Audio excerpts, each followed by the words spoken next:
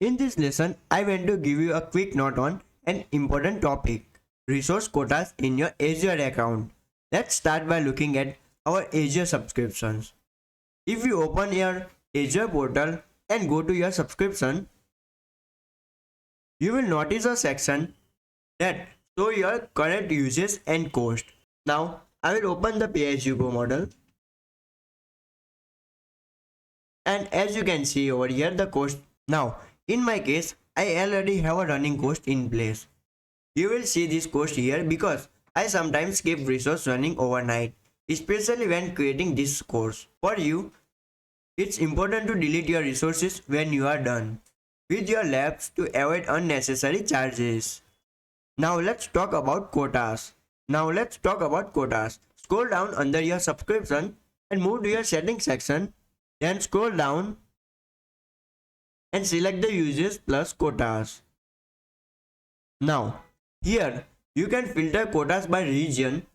As you can see over here, one of the key limits you need to be aware of is the number of virtual CPUs. It means vCPUs. As you can see over here, total regional vCPUs. For example, in the Australia Central region, my subscription allows up to 10 virtual CPUs. Currently, I have used 0 CPUs. But this means I still have a quotas of 10 virtual CPUs available in this region. Now, if we are using a free account, Azure account, you will likely have a striker limits. Based on my experience working with students, a free account with $200 credit in the first 13 days generally limits you to the 4 virtual CPUs. If you try to create multiple machines in the same region, you may hit an error stating quota has been reached. This is simply because you have hit the limit for virtual CPUs in that region.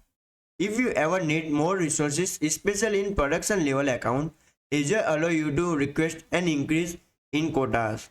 You will submit a request to Microsoft Azure Performance due to diligence to validate your request. Once approved, your quota will be increased. For example, in my case, I now have 10 virtual CPUs after upgrading to pay-as-you-go subscription. Now, to summarize, resource quota are critical to understand. Always keep track of your resource uses. Delete unused resources to avoid unnecessary cost. Be aware of the limits on virtual machine CPUs, especially if you are using a free account. In the next chapter, I will show you how to delete resources to manage cost effectively.